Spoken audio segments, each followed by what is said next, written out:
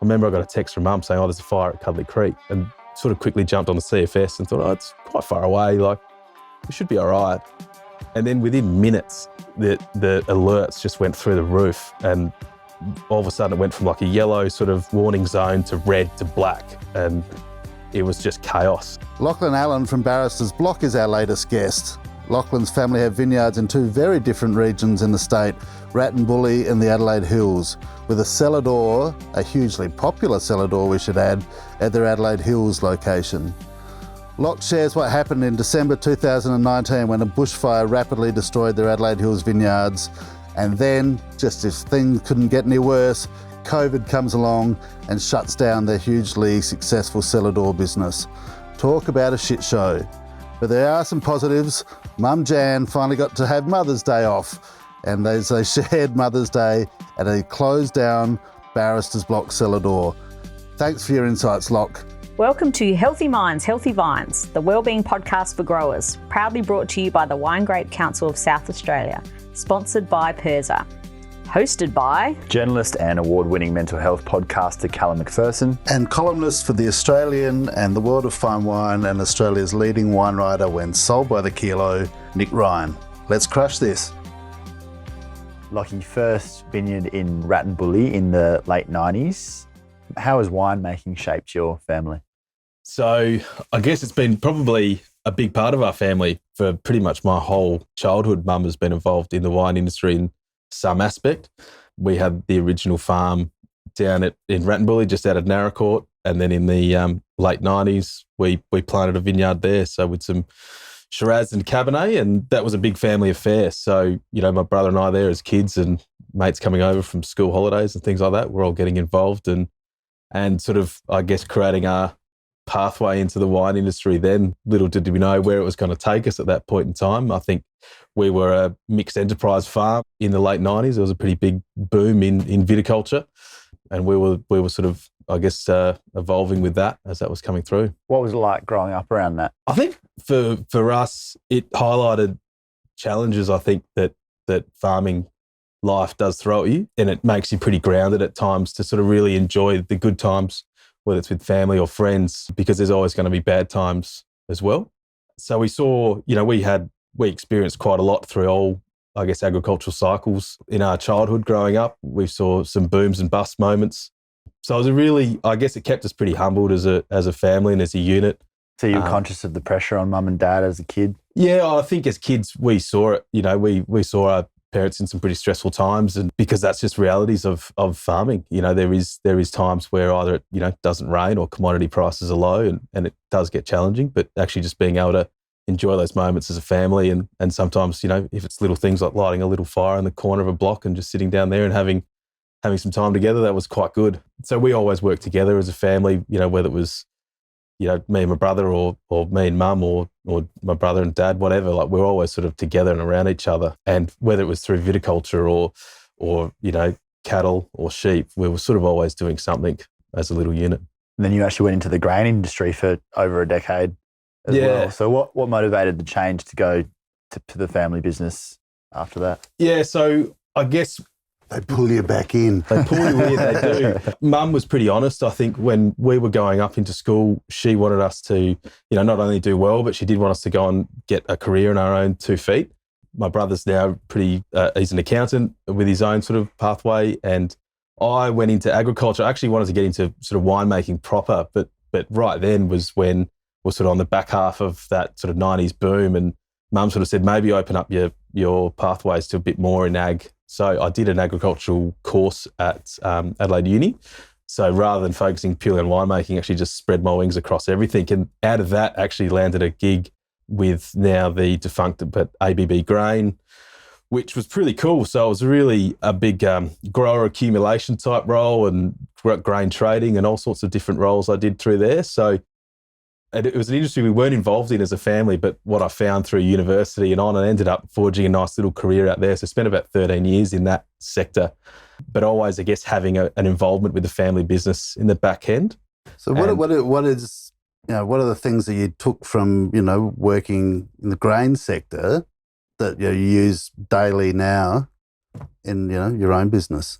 agriculture as a whole, I think no matter what you're looking at, you go through, whether it's cycles, whether it's either production cycles, pricing, they're all sort of weirdly interlinked in a weird way. So you have good years and bad years and whatnot. I mean, one of my first things straight out of uni was I was calling grain growers and washing them out of contracts because we were in a severe drought in 2007. So that was a really big wake-up call for me. So it's probably helped me manage some tough conversations and be prepared to make those conversations quicker rather than later, because I was on the other side of it, of, growers potentially ignoring a bad phone call because I didn't want to get the bad news. Yeah. So I've sort of tried to get things, I guess, front foot as quickly as I can. How did those conversations used to impact you? They were pretty tough. They were really tough. And back in the ABB days, we actually had a support officer helping some of the guys making those calls, because, you're ringing up people to tell them that they now owed you $500,000 and the phone would go silent. And so you'd want to make sure that not only that the growers obviously okay, but the people making those calls that really struggled, because a lot of us lived in the communities as well. And, you're calling guys you played footy with or who were involved in the cricket club. So they were pretty tough conversations to have in those bad years. But then you had really good years, obviously. So the complete flip where, a grower would do a good thing, great contract, and you'd see it through and they'd be making some really good money out of that as well. So it sort of had its big swings and roundabouts, but the tough years were always a challenge to try and get through on both sides of the fence.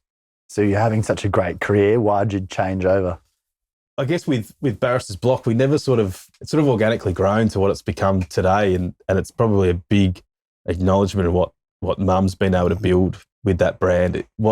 It was all started sort of we saw the challenges, I guess, in that early 2000s with the wine industry. As then we were grape growers and we just sort of started doing this little thing on the side, and then it's grown to where it is. And James and I were always trying to be active in that space and support the family business, but it couldn't support us at that stage as well. So hence why we had to go and sort of forge our own career. But I always probably had an itch to help the family business, and I was working, in the grain space. And I remember even talking to my boss at the time saying I still sort of have this desire one day to get there, but it wasn't quite right. And we were even starting probably in early 2018 as a family to sort of talk about succession planning and what's next for the business. And then everything sort of got put on fast forward when the bushfires hit. So that was a moment for me to just feel like, right, we've got to all hands on deck. We've got to get this vineyard back up to speed. I didn't want to see obviously the business fail or anything get pulled away on it. And that was, it just happened like that day of that fire was just the moment. It was like, I know where I need to be. Tell us about that shitful day. Run us through what happened. Yeah, so that day I was still working for one of the large agribusinesses here, and it was an extreme fire day, and we were allowed to work from home on those days. And I remember starting the day off from home. Mum was actually at the cellar door. And then a few texts were getting fired back and forth because we knew it was going to be a pretty crazy day, and just to shut up shop and not let anyone in. And then I remember I got a text from Mum saying, there's a fire at Cuddlee Creek, and sort of quickly jumped on the CFS and thought, it's quite far away. Like, we should be all right. And then within minutes, the alerts just went through the roof, and all of a sudden it went from like a yellow sort of warning zone to red to black, and it was just chaos. How fast did that happen? Within 30 minutes of basically getting a first text from Mum saying, I think there's a fire, it was at the property in a sense. So I was trying then to get up to the vineyard. I couldn't get into the area. The cops had basically already shut it off. And then at that stage, we just had frantic conversations going back and forth. We were more worried about Mum on the property, and we had a handful of staff there too. So our priority was to get them off the property as quickly as we can, and then just get everyone out. At that stage, it sort of just went into this mode of like, don't worry about what's there. We just worry about your family and your work colleagues. And even that's been a real struggle, I know, especially for Mum, having to leave the property. I was going to say, knowing your mother, that wouldn't be easy to, but we were just hard on that place. We were saying like, you've just got to look after yourself and get out. And we then had CCTV cameras that captured the whole fire go through the vineyard in 7 minutes, basically from top to bottom, gone. Wow. So it was sort of this weird thing, and tried to get up, and this stage was about 6 o'clock at night now, and we couldn't enter the zone at all. Unfortunately, the guy passed away, so the whole area became a crime scene, so no one could get in.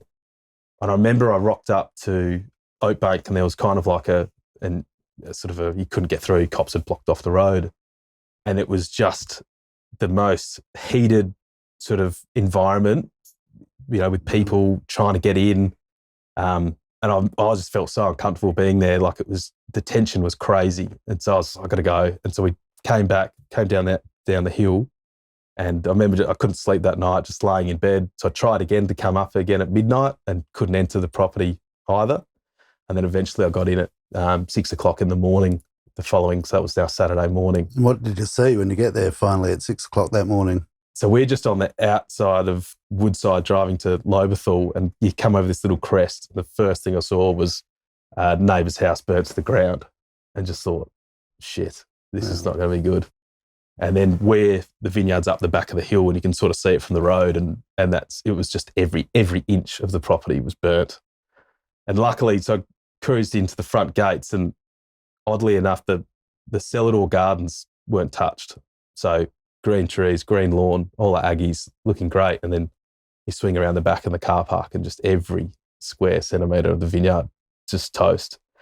And I sort of didn't know how to even process that. Like I was really just there by myself at that stage, trying to digest what I'm looking at. And it just took a moment just to really sort of settle in. And I sort of didn't even have time to kind of think about it. I just was like, right, go get the fire unit, get that full again, put it back on the ute, and just started putting out spot fires. And I kind of wasn't even digesting it. And then a few hours later, Mum and James managed to get in because they were checking licenses, and we didn't have a license that actually said we physically lived on the property. So it was making it really difficult to get in. And then Mum rocked up, and she was pretty emotional getting into that day. And we just sort of had to set out and think what we could do. And I remember giving Mum a bit of a cuddle, just trying to think, just some sort of support, but it was almost, you had no words to. Yeah, it must be tough. You know how much work she's put into that place over the years to see it all. And that was, that was a pretty crazy 24 hours. And it was, really hard to digest it. How long do you reckon it took before you actually did process that? Because there would have been heaps to do for quite a while, I imagine, where you sort of weren't letting yourselves get to that point, because we know whenever there's a catastrophic event like that, there's a lot of stuff to be done and you have to tick those boxes, and so you don't have time. But when do you feel like you and the rest of your family got to the point where you actually sort of grieved for it or went through the pain of it? It's a good point, because and because the fire was so big, one thing I really struggled with was the amount of attention. And, we got quite a lot of media attention out of that event, and we had, people wanting to help, which is, it was crazy. It was really amazing. But I was really struggling in dealing with that. I sort of wanted to actually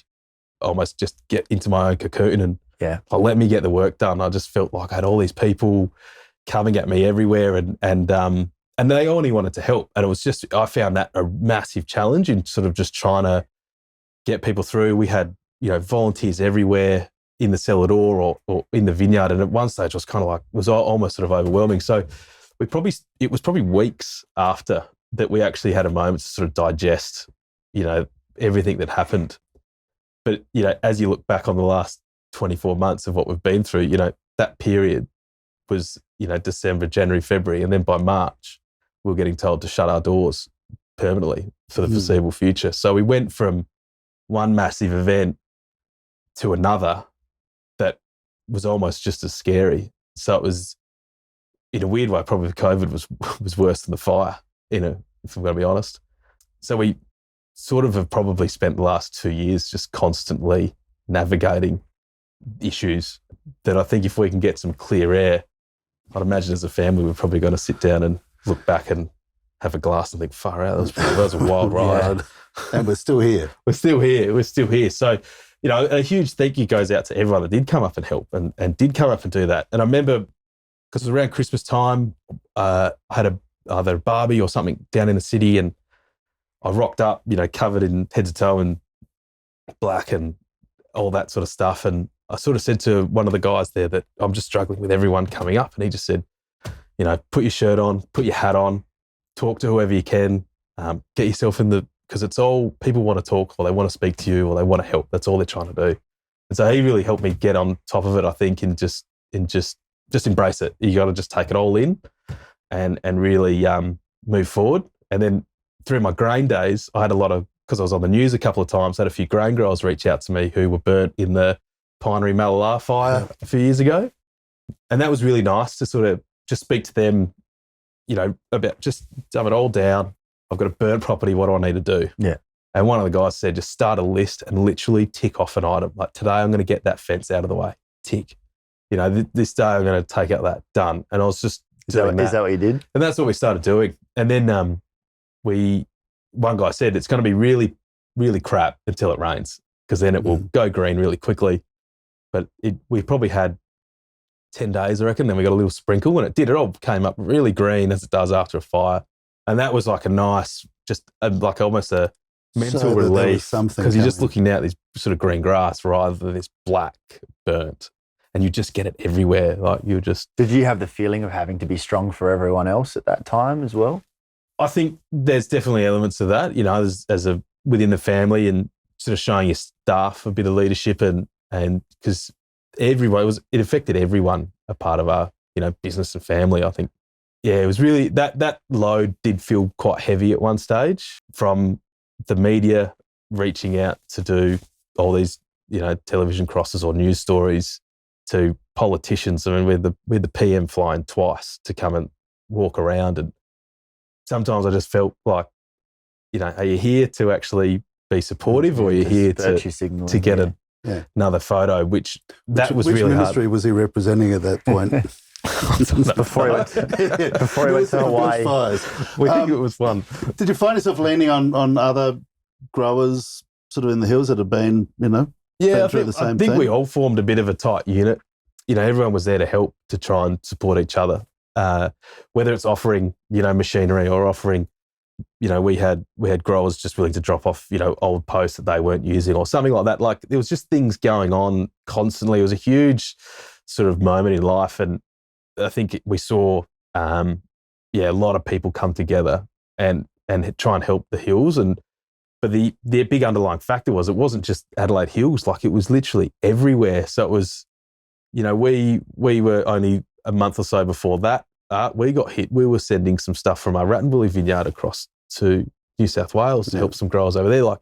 So it was in that time frame for Australia, that was just crazy. There was just so much going on. And then I think we just all had to you just had to keep, working together and pushing through it. How much do you think that sense of community has been maintained?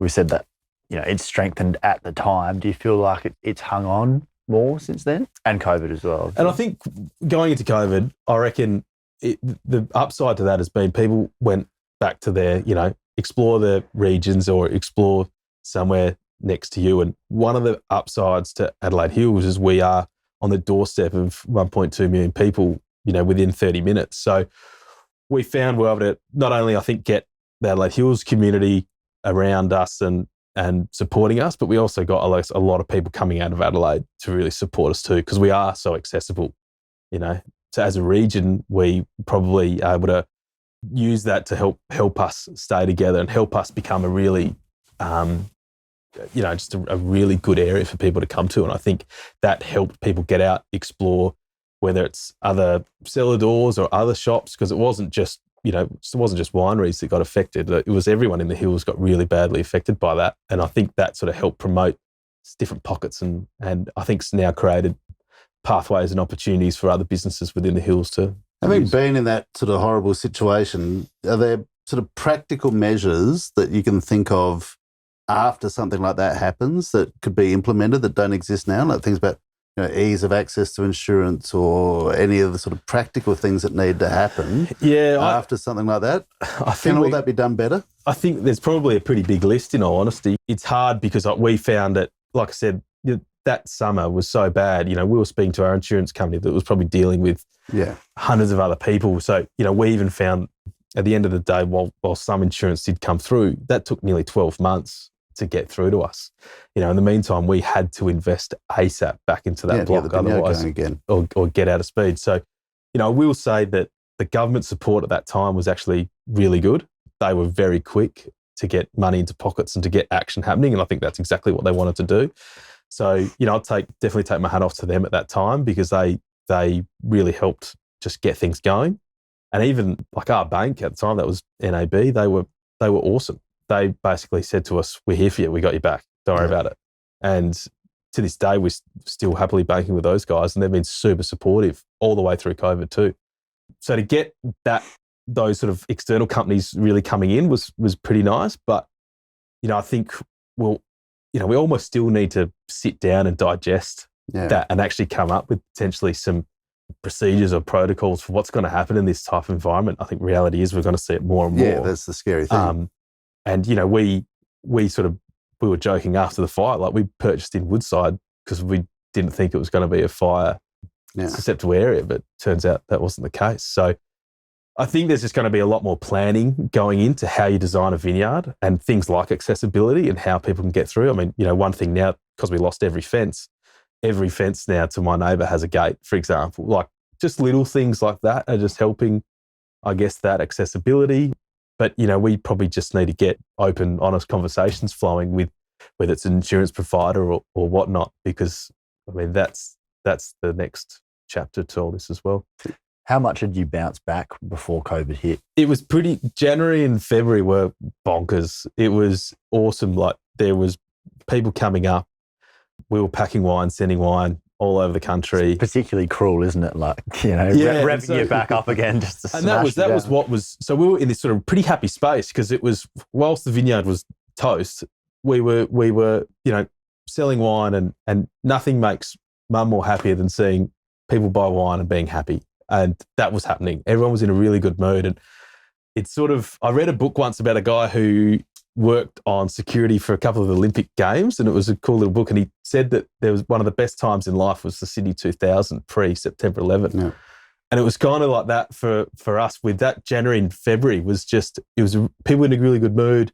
You know, the world was supporting each other. Boom, March rocked up and everything just got, the handbrake came on with COVID. So I actually had my first child on Friday the 13th on March the 2020. Far out. And then there's a bit going on there. There's a bit going on. And then on the 15th was when the PM made his big announcement saying these following industries will close. Boom, boom, boom. And you almost couldn't, that was another big shock to the system, because we literally just packed up everything in our cellar door and shut it all down. And I remember my brother at the time was saying, I think we're going to be mothballing the business for 6 months. That's sort of what we were when you know that you're going to be still spending money on restoring the vineyard, but there's nothing coming in. And it was pretty crazy to go from almost this, so we went from, it's pretty bad low, big high again. We could feel the momentum rebuilding, getting some, and then just crash again. And sort of mum refers to COVID as the invisible bushfire. We didn't know where it was coming from. And that's the other thing with the fire, sooner really it's going to be out. Yeah. I mean, those ones in New South Wales raged for ages, of course, but COVID, no one knew how they're still going now. No one knew how long. And that was that's a good point, because we, the fire was done. It was burnt. Let's get to work. And, even mum's a pretty practical person, like, right, what do we need to do? Let's roll up the sleeves. Let's get into it. We could see the challenge, but with this one, we didn't even know what we were doing. You just get another email from SA Health saying you can't open your business going forward. You go to Easter and we had cops sitting at the front gate to make sure no one would even come into the property. So if there's no practical steps to take, that's when it's really tough. Yeah, it just felt we couldn't do anything. And that I think for someone like my mum and who even myself was a bit more like, what can I do? How do I make this problem either go away, or how can I fix it? You just couldn't. You just literally had to step back. So that was and it did take the wind out of the sails, that we were sort of doing a lot of momentum in rebuilding. Because all of a sudden we were managing logistical issues, state border closures. We had a guy who was doing a lot of work on the vine pullout, for example, got trapped in Victoria. Then he wasn't going to. So it just all started snowballing a bit out of control again, for no fault of our own. How did you support each other at that time? Well, I guess having a baby helped, just sort of put us in a little bit of a bubble. And yeah, that's true. Mum got a new grandchild, so she was really happy that Millie came into the world. But it was just, you just really couldn't do anything. Like it sounds pretty boring, but like you just had to sit at home. Like that's what the government wanted us to do. Yeah. So we sort of tried to do what we could. I think for the first time in 10 years since having the cellar door, we had Easter there as a family with no one else on the property. And it was Mother's Day as well, for example. Normally we have Mother's Day. We're packed. And we were just there with me and my brother, and that was it. Did it make you grateful for your family though? Yeah, I think like it made us really appreciate what we've got and it's sort of how hard we've worked for what it is. But it was almost sad that one thing why we opened the cellar door is we just like being around, friends and family. That's literally half the reason we've done what we've done, is we like having people happy, entertaining people, and wine for us has become, I guess, a vessel in that pathway. So sort of seeing this venue kind of really quiet and just one table just sitting in the middle was a little bit sad. But in a weird way, it was also kind of nice to be there just as a family, just as ourselves in that point in time. Because we'll look back at that now and just think that was... You're never going to have another Easter on your own there, or another Mother's Day. Another Mother's Day by ourselves. So it was pretty weird. Like, it was just weird. That whole really harsh sort of lockdown moment in life was a really weird time to have a hospitality business. And I know people look at vineyards and think we still got that. We're all interlinked though. Like when the hospitality sector is down, that's where my product goes. Whether I've got the cellar door or not. No one's buying it. No one's buying it. Although the online world was ticking along and obviously people still wanted to have an extra bottle or two at home. But, as a grape grower, sometimes you might sort of think, okay, all I grow grapes, I'm selling to the winery, happy days. But you actually, if you look down the whole chain, you need that wine bar, pub, cafe. Yeah. You need people enjoying and being in each other's company. That's how a lot of us as a sector. And there was a long time before that was happening again there. Yeah. And it took a while, and we're still seeing that now, even with selling wine into interstate pathways. Is different states have recovered a lot quicker than others, and we can still see that now. So there's still hanging around, I guess, or lingering from that initial shock to the system. What was your own mental health like through the last couple of years, I guess? Yeah, the fire was one thing, COVID was another. And I think having them back to back, whether it was a good thing or bad thing, I really won't know. But I know personally it was pretty tough because I was dealing with that almost daily from another SA Health alert. This is what you can do. This is what you can't do. We had staff members almost just permanently looking at what we can and can't do. And it got to a point where it was like so repetitive, and then you'd hear it again in the outside world, or it would affect you again. And even my partner said to me, it's like it's affecting you a lot more than it's affecting me. And she sort of thought she's not dealing with it like daily. She, work from home. Okay. She can set up a laptop at home and work from home, no problems. How good. Where, we got told to do that, and we're just constantly navigating these gates, and then they'd change, and then this changed. You'd set up to do, 20 inside, 20 outside, all these square meters, telling people to sit down and then being abused because you've told them to sit down, and like how people treated our staff in that period was just horrific. Yeah. And it really, that was tough. Watching, customers spray staff over rules that we had to do. It wasn't our choice. We didn't have a choice. But we would have people, stand up, point fingers. Yeah, we brought out some pretty ugly stuff. It was ugly. Yeah, and at one stage we got told they were going to take us to some world court because it's just like how much of a dickhead can you be? Basic human rights bullshit. all this stuff, and it's just we weren't doing this. This was just the rules, and you either follow them or you don't. And so that was the saddest thing, I think, just watching our staff just cop it. And we had days where they were in tears because they copped it again and again. And I'll be forever grateful for how hard our staff worked in that period. They pivoted when they had to. We had them at one stage, everyone was a delivery driver basically. If there was an online order, go get it to whoever had it. And, at one stage, even the cellar door chef were doing takeaway pizzas. Like, it was just another world that we were not in. But if you just had to constantly pivot. How did you support the staff through all that? Yeah, we just tried to get around them whenever we could, but we couldn't. So it was kind of like just acknowledging what they were doing and sort of just letting them know that we we deeply appreciate what they were doing. Because they were committed to wanting to stay working for the business. Because for us, it was more than what they were just doing for our business. It was what they were doing, kind of for the family. They were part of our family in that point in time. We were really, really close unit. I remember there was like that 2 or 3 weeks where there was no JobKeeper at one stage. Basically, we had to wrap up and I remember I pulled all the staff together and said, I've kind of got 2 choices. I can be Virgin or Qantas. And at that stage, Virgin went into administration and Qantas fired everybody. And that's sort of what I had to deal with, like choose one of those. And we had staff members say, no, I'll work for free. I don't want to go anywhere. They were prepared to paint, get in the vineyard, do garden. It was amazing. What is it about your business that has that effect, do you reckon? I don't really know unless I think a lot of it is, we are such a tight little family. Like we're now, Mum and I are pretty interlinked in the business and we sort of take these guys on the journey with us. And a lot of them that we've got now have been with us for a few years. So they're growing with us and as the business grows, they're sort of seeing where it's going as well. But I think just that we just treat them like they're part of the family at the end of the day.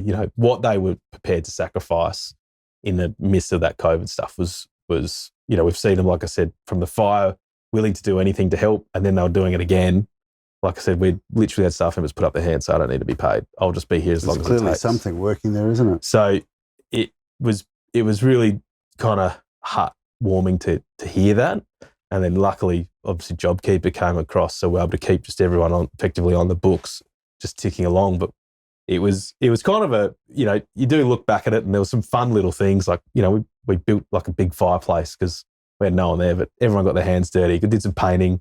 We were just trying to do all these little things like, right, we've got no one here. What can we do? Like, let's just fire off and get them in there. We, did a vintage down at Rattenbully, dragged everyone down there. Everyone was a hand picker for a day or 2. So we sort of got people, out of the comfort zone into other things, and they were kind of enjoying that.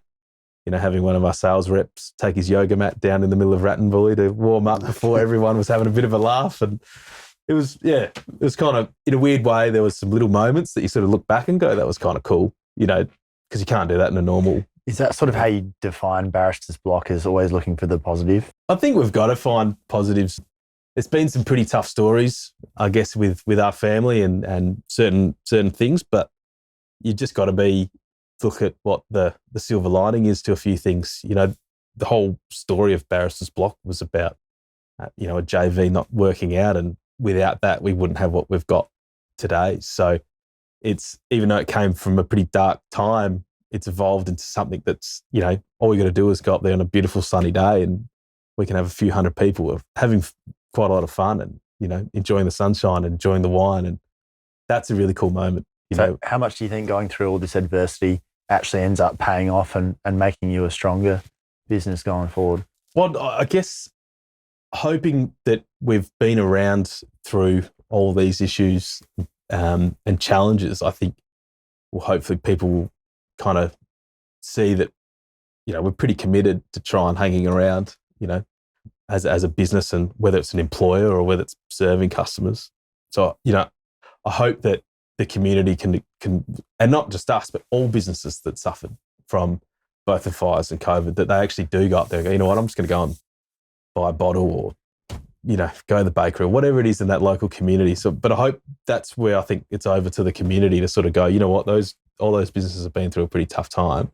I'm going to try and support them where I can. And hopefully the universe will just chill out for a bit as well. That'd be good, wouldn't it? A couple of good years. I think we're up for it. If this summer can just cruise as a really nice summer, then that will be a pretty good one for everyone, I think. Yeah, just some consistency would be cool. But things are looking positive. So we've still got a really positive outlook on where we're going as a business and what we're up to. And I think that as well goes back to getting that support from the general community, as well as whether it's the wine industries or whatever that might be. I think we are feeling like it has been a pretty wild ride, but hopefully now there is some good light at the end of this tunnel. What's it been like to emerge from that dark cloud and realise that things are only really getting better now, they're not getting worse?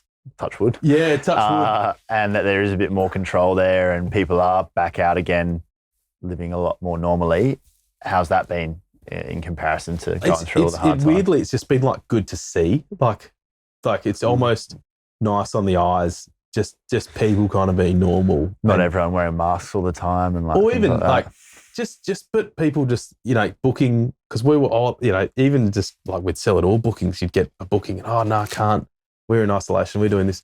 It just feels like it's a bit more consistent now, and you can see people coming up, whether it's celebrating a birthday, just mates going on a wine tour and having a big tasting, and you can kind of see people enjoying themselves. Just the simple things that we would take for granted. It before, does. It seems really simple, but it's something like that. And even for me, I do a bit more work in the vineyard, but like just being able to get hold of people and bring in resources. And although there is still some employment challenges we've got getting certain labour, but it sort of seems a bit more normal now. And just hey, I've got this issue. Okay, cool. I'll be there tomorrow, and I can kind of help you out, rather than I'm stuck here, got to do this. So we still definitely have our challenges, but there is some more consistency coming into it. How's the vineyard looking now? We're about to start doing our final post-knocking of our block that was really burnt. So that's now about 18 months delayed, but we just couldn't get it done previously. And then we'll start planting everything this spring, and it will be effectively all ready to rock and roll for going forward. So that's an exciting time, getting these cuttings in the ground, getting the wires up. All that sort of stuff's actually been really nice milestones to be ticking. Big shout out to Simon Tolley. He's actually been a really good guidance for me over the last 12 months in helping get our vineyard back to where we want it to be. We're really proud of having 2 vineyards in 2 areas, and we really want those to fire and make really great quality wines for people to enjoy. So it's been weird for us as a brand to be buying in fruit, and that's what we've just had to do, obviously because of the back of the fire. So this year will be sort of the first vintage that we'll be back to sort of just ourselves producing what we need to produce, and then away we go from there. And Adelaide Hills wines are gaining a bit of profile. What do you attribute that to? The region itself is quite dynamic, and I think it goes a lot to the producers and the styles that we've got in there. It's an interesting little region. Like, you sort of don't get sucked in too much to say a varietal specific. I mean, you can lean towards a Sauv Blanc or Chardonnay or something like that, but there's still such a mix amongst the producers that I think really help the hills as a whole create this really unique space. Is that because it's like there's something for everyone type of wine? It's the most sort of diverse region to the topography, in terms of topography. If you said to someone, I'm going to say regions and you tell me a variety. If I say Barossa, what are you going to... If I say Coonawarra, you're going to say Cabernet. So they've honed in on something, that's fine. But I think as the hills, we've probably been able to capitalise on the environment that we've got and create a really cool mix of wines and styles. The styles are quite different amongst producers too. So it gives people the opportunity to actually explore the region and find something different a lot of the time. Like I said earlier, we've got 1.2 million people literally at our doorstep, and we can get them up, get them appreciating what the Adelaide Hills can do. I think they're really seeing that it's a beautiful region. There are advantages that Rat and Bully doesn't have. And that's 100% why we bought in the Adelaide Hills when we did. We wanted to create a Sell It All, but there's no way we were going to have a Sell It All in Rat and Bully. And that's, I think, a challenge for Rat and Bully over the next few years, is to get itself back up as a wine region. It's a really good area. It creates some beautiful wines, and there's some really cool brands starting to actually, I think, hero Rat and Bully and bring it up to speed to where it needs to be. And we've been heroing the area since 2002, since we've started, and so we're really proud of Rat and Bully. But we knew from a Sell It All point of view, it wasn't going to be the area for us to be, and we wanted to complement that with some cool climate varietals. And this block that came up was Pinot and Sauv Blanc. Happy days. So that was a great mix for us. I've even challenged people that have come to the Adelaide Hills, the Woodside Sell It All. If you can find our vineyard, I'll send you a bottle. But no one even knows where. They can't find it. So we do have a sign out there, but it's tucked away in the middle of absolute nowhere, it's really cool. I mean, I love going down to that vineyard. I love sitting down there in absolute silence with no one around me. The vineyard doesn't have any neighbouring vineyards. We've got lamb production on one side, cropping on the other, and I can sit in there and watch the world go by and have a beautiful time. Do love it. Where the Adelaide Hills, you got buzz, you got things happening. I've got a next door neighbour 2 metres away growing some amazing grapes. we've got Celadors, we've got all sorts of stuff. So it's a totally different world just in terms of that sense of what's happening. But it's a beautiful area, and I think I sit on the Adelaide Hills Wine Region board, and we've worked really hard, and to previous people that have been on the board too. I mean, I think they've done a great job in positioning the hills where it is, and that's our challenge as a hills community, is keeping that position there. And when I put my Rat and Bully hat on, I sort of look at that. We've got to try and get that branding and recognition up to speed, because there's some beautiful wines that come out of there. And I think every region actually offers that. It's just how we start communicating that now to the wider people to get them engaging with those regions and get the consumer, at the end of the day, with the consumer drinking the product, and how we go back through that. So it's a big challenge. Do you feel like you're just as passionate about the region overall as you are about your own business? I think I'm pretty passionate about agriculture in general. I think, which sort of lays into those regions, and whilst pretty proud to be in the hills, and extremely grateful to be in the Adelaide Hills, because it has been a region that has stood out at the moment. I just want agriculture across the board to be probably given the right light that it does deserve. I think whether, like I said, whether it's a grain grower or cattle farmer or a vigneron grape grower, to me, it doesn't really matter. I think a lot of those guys work extremely hard through those enterprises, and they face some pretty significant challenges from time to time that other people might not necessarily ever experience.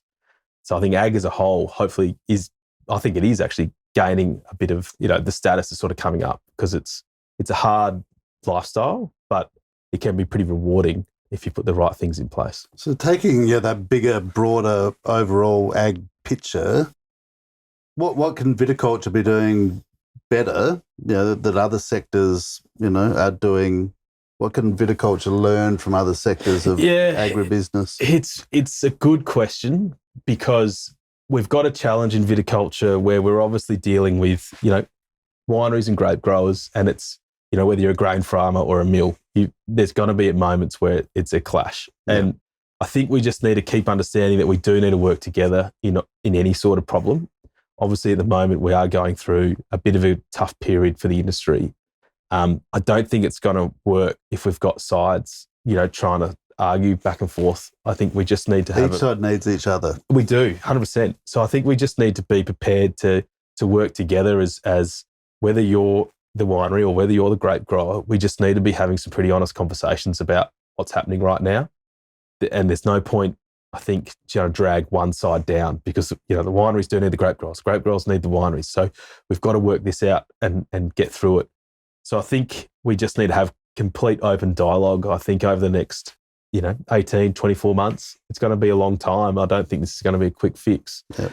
But just talking about, whether it's options, whether it's opportunities, whether it's diversing, whether, we just need to talk about everything right now and not get too hone in on potentially, like the classic example can be, I'm getting underpaid or I want more money. It's like, well, okay, what can we do to try and find that, and how can we potentially outlay a pathway to that? Might not happen overnight, but we've got to just be open about what's happening.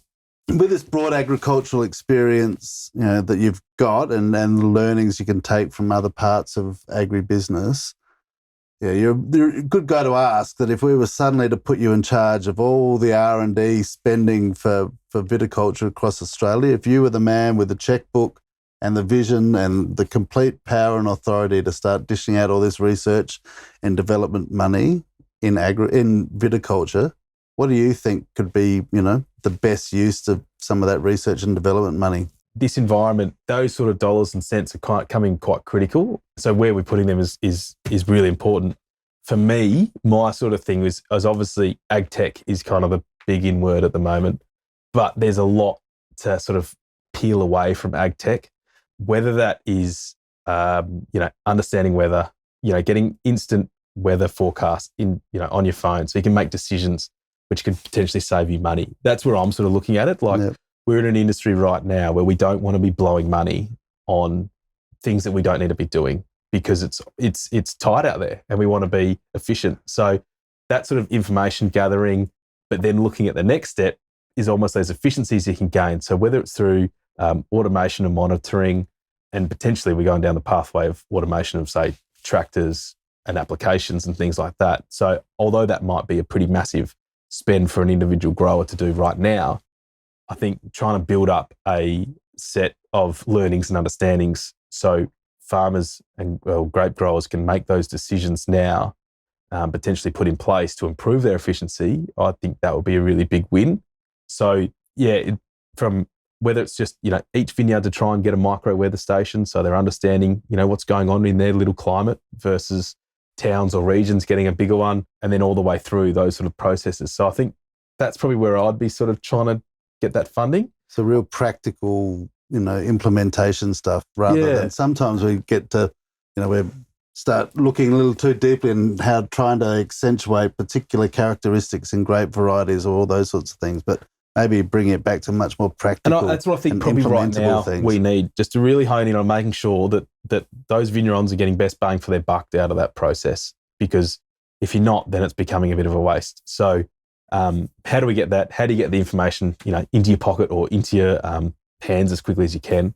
And like we mentioned, whether that actually is consumer information. So we might be trying to get R&D focused actually from a consumer level to go, how can we get, that month statistics of what's being consumed and, whether it's monthly, 6 monthly to a year of like, right, here you go, grape growers. This is what people are actually drinking. We can see, Fiano's doing this, Tempranillo's doing that, whatever. It actually, then they're going, okay, I'm going away with this because I was about to pull out, or graft out half my vineyard. So what am I doing? What's this variety down here that's actually grown 10, 20, 30% over the last 3 years? Do I want to be capturing that, or do I want to be planting more Merlot? That's where I think we can really hone in, and whether funding can be directed that way, I don't know. But I just think those sort of little things right now would be the best scope for the industry. What's the goal for Barrister's Block? Goal for Barrister's Block, I think short term, we just want to finish off the vineyard, and then that will sort of put the whole Cuddlee Creek fire to bed, really, at the end of the day. And that should be done by before Christmas. So that'll be a nice milestone on a short-term scale. I think longer term, it's to really grow and produce some really amazing fruit that produces fantastic wines at the end of the day. I mean, we've got a pretty simple little goal, and keep serving our customers. They're the lifeblood of what we do. Being that sort of vertically integrated little business, we get that opportunity to sort of hear or understand that customer feedback pretty quickly. We can see daily, weekly in the cellar door what's happening. So we're trying to create a really beautiful vineyard mix to support the customer bases that we've got. And that's going to be our big focus going forward. If I've got fruit to sell at the end of the day, then so be it. But if I can get our consumers to gobble that up, then that's a great outcome for us. So it's really honing in on what they want and crafting a little vineyard for them as well. Do you think more growers, should pay attention to what people are drinking and how people are, interacting with wine in these environments, and think about, more consumer-led direction in the vineyard rather than just going, well, what's going to make me, what's going to crop heavy? Well, it's funny, and this is the challenge with the wine industry as a whole, or the grape growing industry as a whole. I find being in grain, right? It's a commodity. You're selling it and you go again, and you can plant on a dime. Every 12 months you can flip around, easy as. Obviously, we can't do that in viticulture. So we're making decisions now that we view are coming to reality in 3 to 5 years' time. So you definitely need to be sort of taking that longer term view with some decision making. But one of the unique things with the wine industry is we are a little bit fashionable. Wines become, it's cool again to drink a Chardonnay. It's uncool now to have whatever. We go on these weird cycles. So we're not only just dealing with commodity pressure, we're dealing with like trends. And it's hard if, as a grape grower in Rattenbully, to be on your pulse of what's getting drunk in Rundle Street. Yeah. But I think if we can help as an industry provide that information flow back to growers, that could be really beneficial to actually understand and find out, well, what is the number one variety being consumed by the consumer? Maybe what's the fastest growing variety being consumed? I think a lot of them actually wouldn't have the ability to get that information quickly, which could help them maybe make some decisions now moving forward. Yeah, there's a lot of growers out there who aren't, see what's being drunk in the funky little wine bars in Peel Street or whatever else, but maybe they need to get themselves out. Get themselves out on the tee and have a night in town and have a night out and see what people are drinking. And see what's going on. Because, even now, like Cabernet is a little bit on the nose. I couldn't probably give away my Rat and Bully Cabernet, but it's still definitely got a home because it's still the most consumed varietal in the country. So whilst we are reducing our plantings by about a third, I'm not eliminating it. Yeah. I still think it has a home and I think it can continue to do so. So I reckon the next 18 months are going to be quite interesting, see what everyone actually does. There is a lot of work going on, reworking. I think a lot of alternates aren't going to be quite alternate anymore in only a couple years' time. But, it's understanding that flow and dynamic and seeing what the consumer is really got to drive. And still, you've got to then overlay that with what actually works for where you are as well. You can go, it's the hottest variety in town at the moment, but if it doesn't work where you are, grow on your vineyard, then don't pursue it. So that's the challenge. We've got a lot of information out there, but we just need to make sure we can circle that through. And I think that's where if we can, as an industry, support some grape growers with getting that information back, then they should hopefully be in a better position to make some decisions in this environment that's kind of becoming quite critical. I mean, when everything's great and rosy, you can almost do anything and it's happy days. But now when every decision's pretty important, we just need to make sure we're getting the right information. Work-life balance, mate. Is there such a thing? Someone said, "Oh, you've left your 9 to 5 to work 24/7." No, it has its upsides. It definitely has its challenges, but it's important to now that I've got 2 little kids and be able to get around them and spend some time with the families, pretty critical. So I've been told, don't live on the property. Make sure you get yourself out so I can actually physically remove myself. Otherwise, I do get sucked into a bit of a trap. So that helps, having that separation? Definitely. So I'll effectively, I can leave the property every night and go home. Although, things still keep going, but I can actually zone out. And whether it's just spend some time with my dogs or family or whatever, or mates, I can still zone out of it. So, do you see a third generation in Barrister's Block at some point? I hope so. We've got 5 grandkids now, Mum does, to work out through. They've all got their names on a wine bottle there at some point, so they all think they've got a stake in it. But I think that's what we really hope.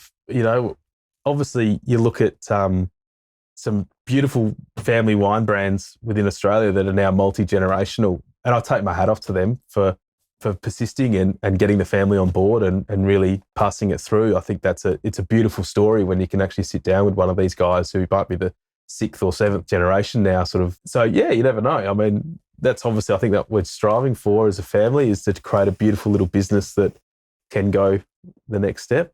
Where it goes next is can always be a beautiful little business. The more grandkids there are, it sort of needs to grow to be able to support more of them. So, I think whilst this is some pretty challenging times coming up, there will also be some opportunity too. And I think as a business, you just got to look at what's out there and what's happening.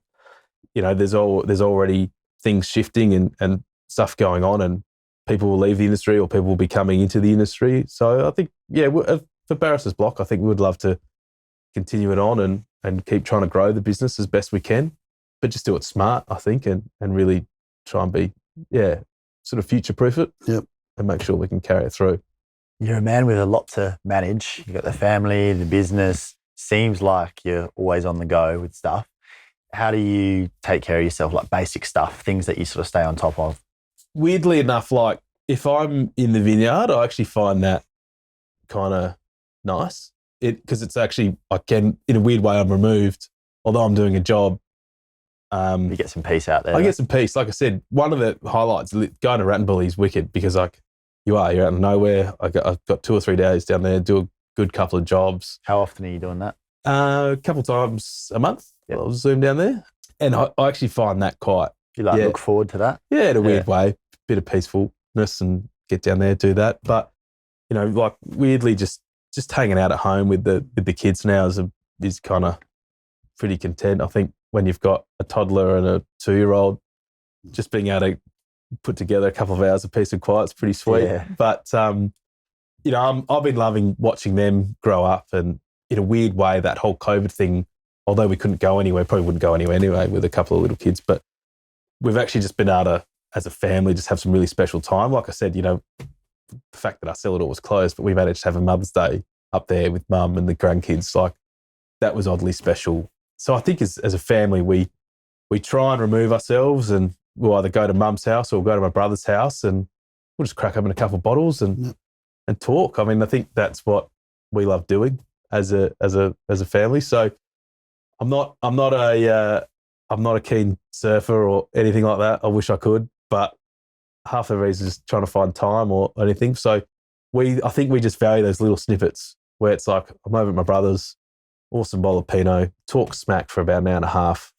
We'll watch the showdown and get upset and then go home. Yeah, you're obviously really tight-knit, and that would come through in the product as well. And obvious in how much your staff want to work for you. Like that must stem from the family itself, and then the staff feeling like they're part of the family too. So there's obviously something pretty special there. Yeah, well, and we'll try and invite them around, and a lot of the time mum will put on a dinner, and, you know, not only is it family there, but all the workers are there too. So, and I'm guessing you're paying them now.